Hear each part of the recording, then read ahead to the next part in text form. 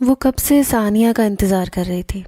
امتحان سر پر تھے اور ہمیشہ کی طرح سارا سال پڑھنے کے باوجود اس کے ہاتھ پیر یوں پھولے ہوئے تھے، یوں لگتا تھا جیسے کالج جا کر بس جھک ہی ماری ہے، کتابیں سرے سے کھولی ہی نہیں۔ حالانکہ وہ ثانیہ سے پڑھائی میں کافی اچھی تھی، در حقیقت اس کا شمار اپنی کلاس کی ان لڑکیوں میں ہوتا تھا جو اساتذہ کے منظور نظر ہوتے ہیں۔ وہ ٹاپ پر تھی، لیکن پھر بھی اس کو 100 طرح کے وسوسے ستانے لگتے کہ اگر پچھلا ریکارڈ برقرار نہ رکھ پائی تو کیا ہوگا۔ دوسری بڑی بہن شازمین بھی ہر کلاس میں ٹاپ پر رہی تھی، اس لیے اس پر یہ دوہری ذمہ داری تھی کہ اس سے کم نمبر نہ لے، جبکہ ثانیہ اپنی زندگی کو کھل کر انجوائے کرنا جانتی تھی۔ بے فکری اور لا ابالی سی ثانیہ اور اس کے مزاج میں زمین آسمان کا فرق تھا، لیکن اس کے باوجود بھی دونوں میں بے حد ذہنی ہم آہنگی تھی۔ وہ اس کی تایا ذات تھی، ان کا گھر 5 منٹ کی مسافت پر تھا۔ کبھی وہ اس کے گھر پڑھنے کے لیے چلی جاتی تو کبھی ثانیہ یہاں آ جاتی۔ اس کی نسبت اپنے خالہ زاد برہان سے طے تھی، دونوں میں بڑی انڈرسٹینڈنگ تھی۔ اکثر ویکینڈ وہ ایک ساتھ گزارتے تھے۔ شاہانہ تائی بہت آزاد خیال تھی، بہت ماڈرن خاتون۔ ان کا پہناوا، رکھ رکھاؤ، انداز و اطوار میں ماڈرنزم جھلکتا تھا۔ انہیں لڑکیوں کا اپنی فرینڈز کے ساتھ یوں ہوٹلنگ کرنا معیوب نہ لگتا، بلکہ ثانیہ اپنے میل کزنز کے ساتھ آؤٹنگ پر بھی چلی جاتی تو انہیں کوئی اعتراض نہ ہوتا۔ شاہانہ تائی کو ایسی لڑکیاں بہت بری لگتی تھیں جو خود کو منگنی کے بعد 7 پردوں میں چھپا کر رکھتی ہوں اور منگیتر سے بات کرے تو چھوئی موئی بن جائے۔ ان کا خیال تھا کہ شادی سے پہلے لڑکا لڑکی جتنا وقت ایک دوسرے کے ساتھ گزاریں گے اتنا ہی ایک دوسرے کو سمجھیں گے۔ اس طرح شادی کے بعد ساتھ رہنے میں مشکل پیش نہیں آئے گی۔ اگر شادی سے پہلے دونوں کو ایک دوسرے کی باتیں اور عادات ناگوار لگیں، اختلاف رائے ہو، تو رشتہ ختم کیا جا سکتا ہے اور زندگی برباد ہونے سے بچ جاتی ہے۔ اس لیے وہ شادی سے پہلے نکاح کے حق میں نہیں تھی، صرف منگنی کی قائل تھی۔ ان کا کہنا تھا کہ مرد اور عورت کی حیثیت یکساں ہے اور ایسا کچھ انوکھا نہیں ہے مرد میں کہ اس کو اپنا حاکم سمجھا جائے، اور اب وہ دور نہیں رہا کہ شرم و حیا کے پیکر کو ہی اعلیٰ سمجھا جاتا ہو۔ خود اعتمادی اور مردوں کے شانہ بشانہ چلنے والی عورت ان کی آئیڈیل تھی، تو اسی لیے وہ خود بھی ویسی ہی بن گئی تھیں۔ جبکہ رامین کے ہاں ایسا کچھ نہیں تھا، بلکہ یوں کہا جائے تو زیادہ بہتر ہوگا کہ اس کے الٹ تھا۔ اس کی مما زیب النساء خود کو ڈھکا چھپا رکھنے پر یقین رکھتی تھی۔ انہیں جٹھانی کے بچوں کو بے جا چھوٹ دینے والی عادت بہت بیزار کر دیتی، لیکن وہ خاموش ہی رہتی تھیں کہ کہیں جٹھانی کو کوئی بات بری نہ لگ جائے، کیونکہ دونوں دیورانی جٹھانی میں خوب اتفاق تھا، تو وہ کوئی بھی بات کر کے ان کا دل دکھانا یا انہیں ناراض کرنا نہیں چاہتی تھی۔ شاہانہ تائی کا بیٹا آذر کیپٹن بنا تو انہیں اس کی شادی کی فکر لگ گئی۔ وہ شروع سے ہی رامین کو بہو بنانا چاہتی تھیں، بس رشتہ ہونے کی دیر تھی، دونوں طرف تیاریاں زور و شور سے ہونے لگی اور ان کے امتحانات کے فوراً بعد شادی رکھ دی گئی۔ رامین اور آذر کے ساتھ ساتھ ثانیہ اور برہان کی بھی شادی تھی۔ رامین دل میں نہ جانے کب سے آذر کو بسائے بیٹھی تھی اور اپنی اس چاہت کو اس نے کبھی کسی پر بھی آشکار نہیں کیا تھا، یہاں تک کہ تایا زاد اور دوست ثانیہ پر بھی نہیں۔ وہ اسی کا انتظار کرتے کرتے وضو بنا کر نماز پڑھنے لگی، اور پھر جیسے ہی وہ نماز سے فارغ ہوئی ثانیہ تشریف لا چکی تھی۔ کب سے ویٹ کر رہی تھی تمہارا میں، اس نے ناراض نظر ثانیہ پر ڈالی۔ ارے آذر بھائی نے روک لیا تھا، اور پوچھو تو بھلا کیوں روکا؟ آذر کے نام پر اس کی دھڑکن تھم کر چلی۔ کیوں روکا؟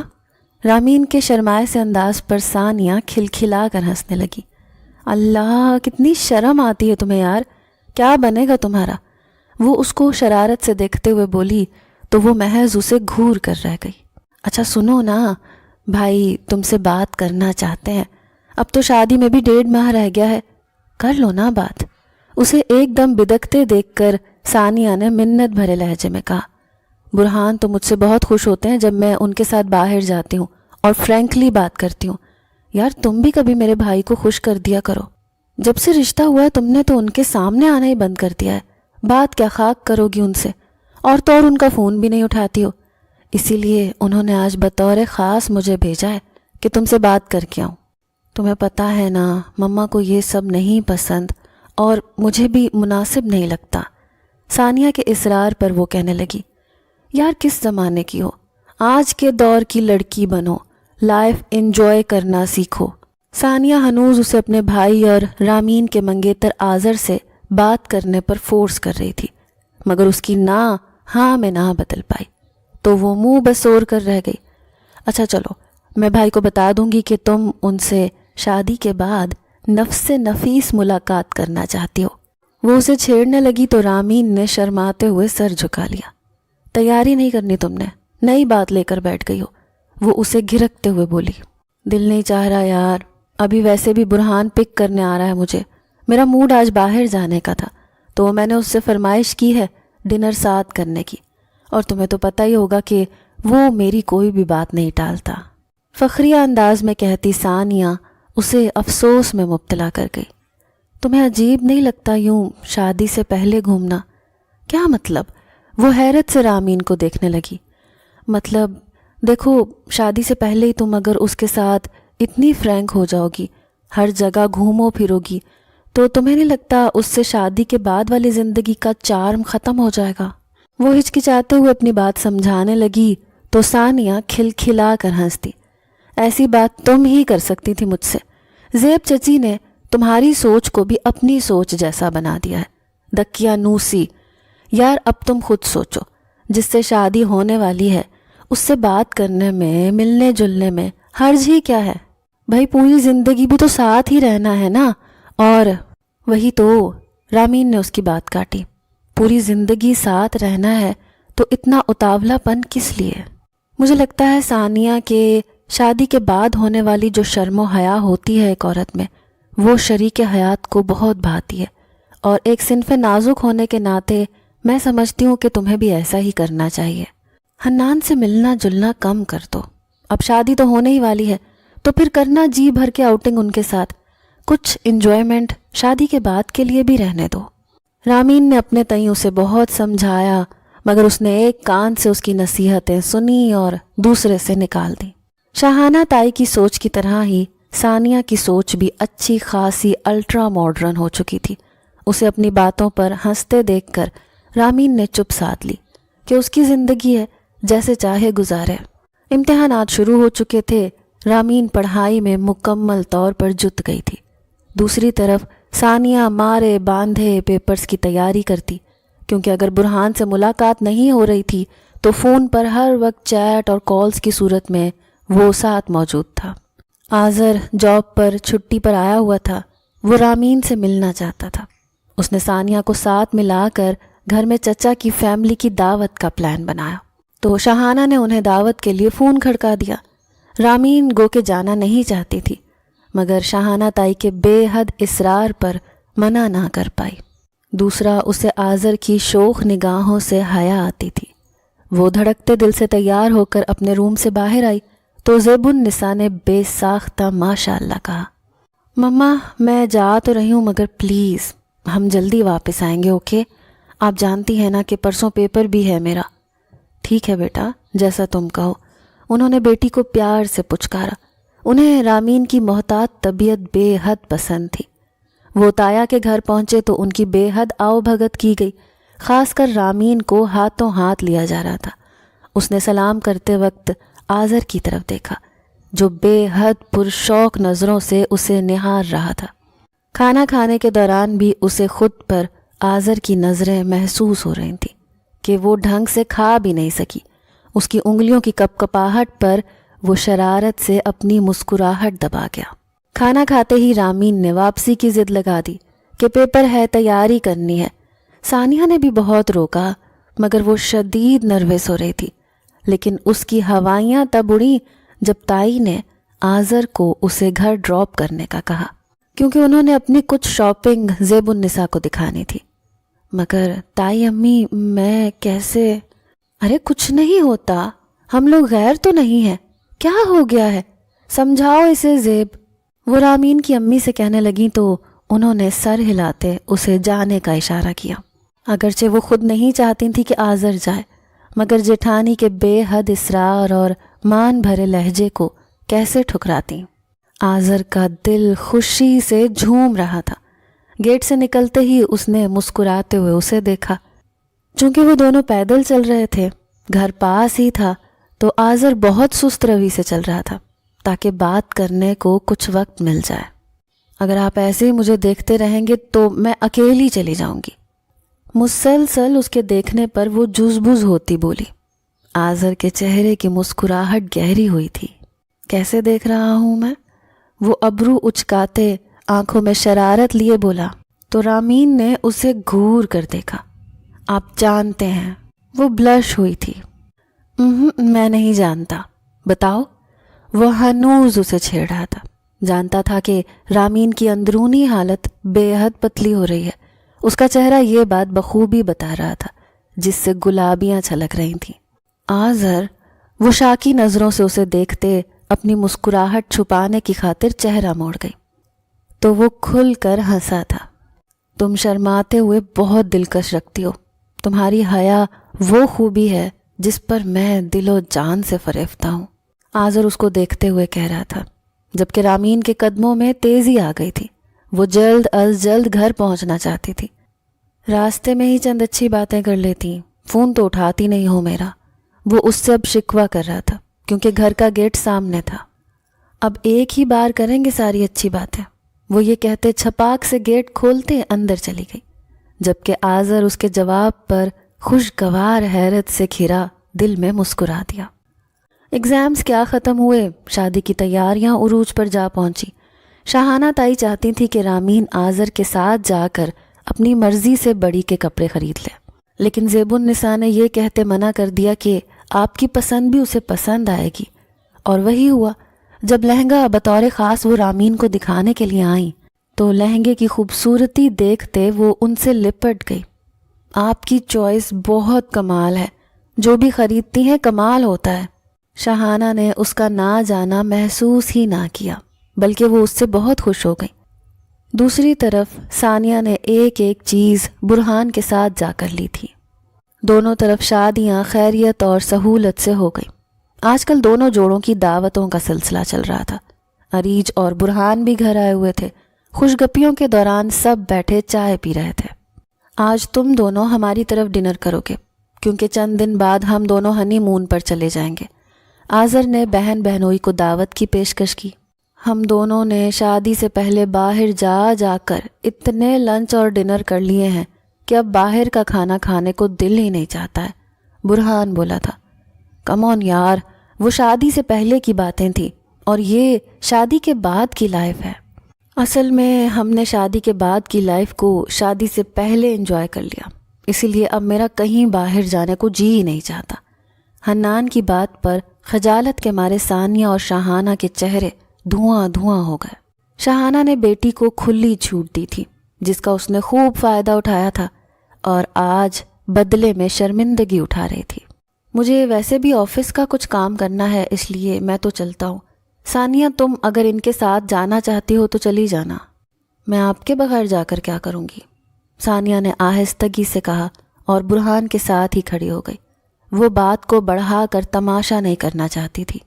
भाई, तुम मेरे साथ तो पूरे शहर के होटल्स, रेस्टोरेंट्स, शॉपिंग सेंटर्स और पिकनिक स्पॉट्स एंजॉय कर चुकी हो। अब इन लोगों के साथ भी कुछ एंजॉय कर लो। बुरहान कह तो सही रहा था, मगर उसकी बातें तंज लग रही थी। और फिर उसे रामीन की बात भी याद आ रही थी कि कुछ एंजॉयमेंट शादी के बाद के लिए भी छोड़ दो। कितनी ठीक थी उसकी बात, जिस पर सानिया ने समझा ही नहीं था। अब उसमें मज़ीद शर्मिंदा होने की ताब नहीं थी, इसलिए वो फ़ौरन बुरहान के साथ वापस आ गई। कुछ दिन बाद आज़र और रामीन हनीमून पर चले गए। सानिया को भी हनीमून पर जाने की हुक उठने लगी। बुरहान, आपने हनीमून के बारे में क्या सोचा है? हम कहाँ जाएंगे? सानिया ने कुछ झिझकते हुए पूछा, जबकि शादी से पहले कैसे वो बहादुरी से हर जगह चलने का कहती थी। हनीमून? बुरहान ने अचंभे से हंसते हुए कहा, यार, हम मंगनी से शादी होने तक 2 साल तक हनीमून ही तो मनाते रहे हैं। अब किस बात का हनीमून? हनीमून क्या है? घूमना फिरना है ना।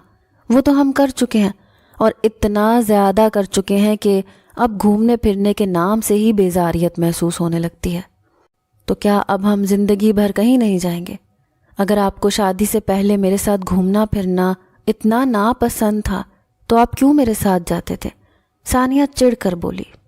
تم ہمیشہ فرمائش کیا کرتی تھیں اور میں پوری کر دیتا تھا، بلکہ یوں کہا جائے کہ زبردستی لے کر جاتی تھیں تو زیادہ بہتر ہوگا۔ تمہیں ہی ایک دوسرے کو سمجھنے اور انڈرسٹینڈنگ پیدا کرنے کا بڑا شوق تھا۔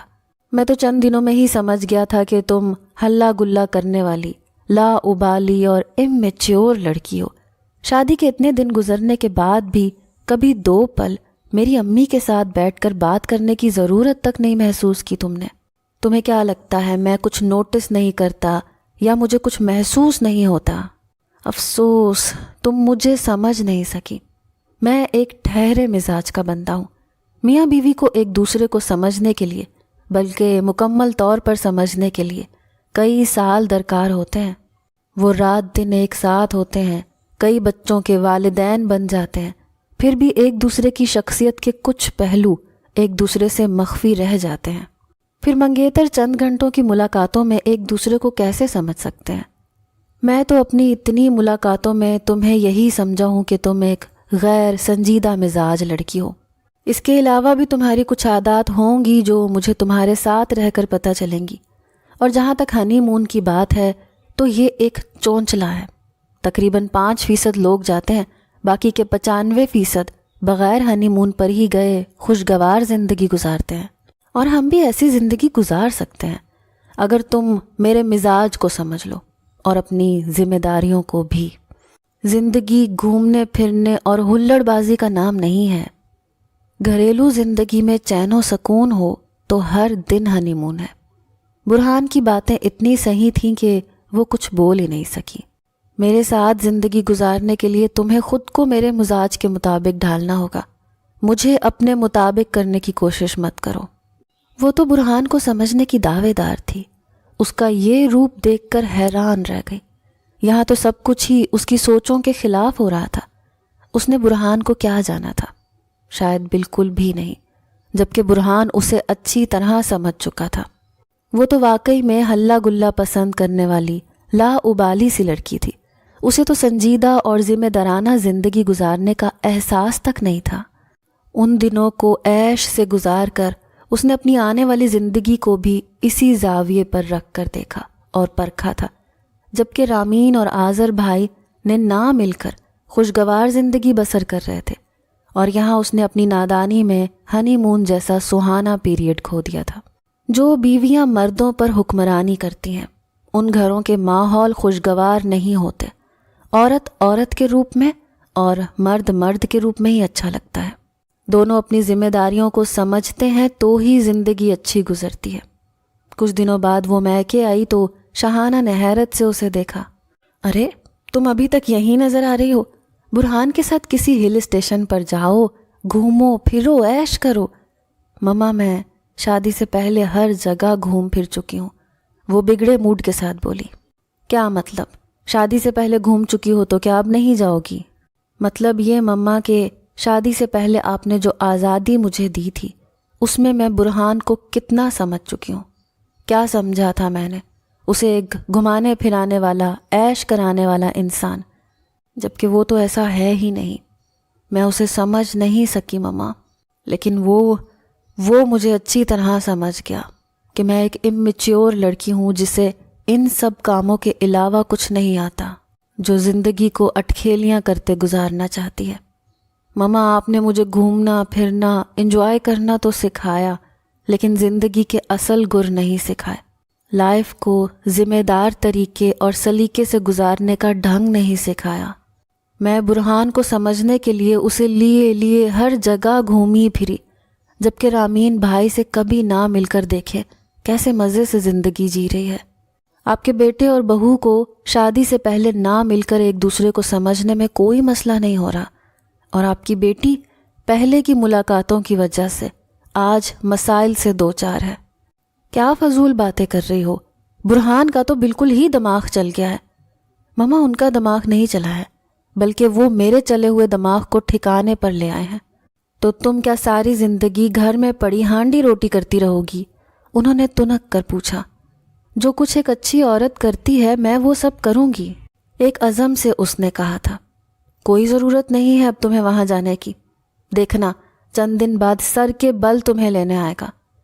مما یہ آپ کی بہت بڑی خوش فہمی ہے، وہ سر کے بل تو کیا پاؤں پر چل کر بھی نہیں آئے گا، بلکہ کاغذ پر لکھ کر 2 بول ہاتھ میں پکڑا دے گا۔ آپ مجھے یہاں آنے کے لیے کہہ رہی ہیں، یہاں بیٹھ کر میں لوگوں کی زبانیں اپنے اوپر کھلواؤں، ان کو خود پر ہنسنے اور بولنے کا موقع فراہم کروں کہ شادی سے پہلے 2 سال میں نے برہان کے ساتھ گھوم پھر کر جو ہم آہنگی پیدا کی تھی وہ سب کیا ہوا؟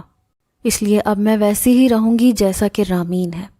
وہ مجھے بہت سمجھاتی رہی کہ ملنا جلنا کم کر دو، یہ شادی کے بعد کی زندگی کے حسن کو مان کر دیتا ہے، اور میں مذاق میں اڑا دیتی تھی مما، ہنس دیتی تھی کہ یہ تو پاگل ہے، مگر در حقیقت پاگل میں تھی۔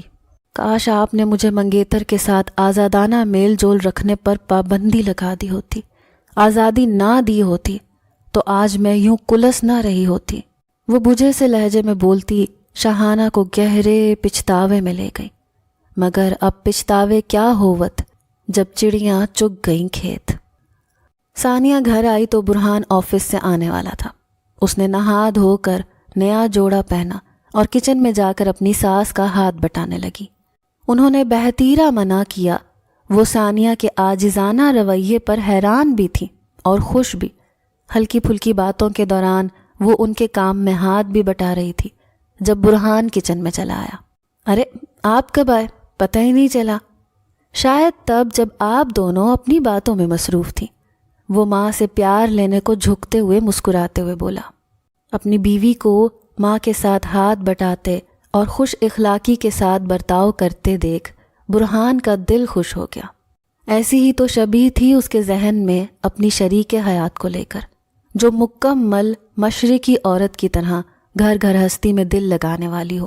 ان کے ہاں گو کہ ہر کام کے لیے ملازم تھے، مگر اسے یہ بات اچھی لگتی تھی جب بیوی شوہر کے چھوٹے موٹے کام کرے اور شوہر بھی اس کی ہر ضرورت کا خیال رکھے۔ زندگی تو اسی اصول پر اچھی گزرتی ہے۔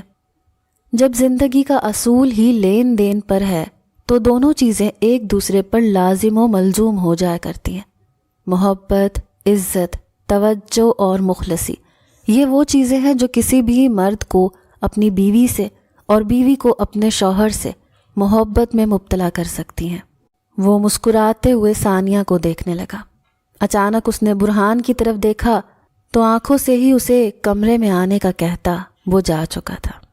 برہان کی آنکھوں میں اپنے لیے ایک چمک سی محسوس کرتے وہ سرشار ہوئی تھی، اور زندگی کا یہ گر اس نے جان لیا تھا کہ شوہر کو کیسے راضی رکھا جا سکتا ہے، کچھ محبت، کچھ توجہ کے ساتھ غیر ذمہ دارانہ رویہ چھوڑنا اتنا بھی مشکل نہیں۔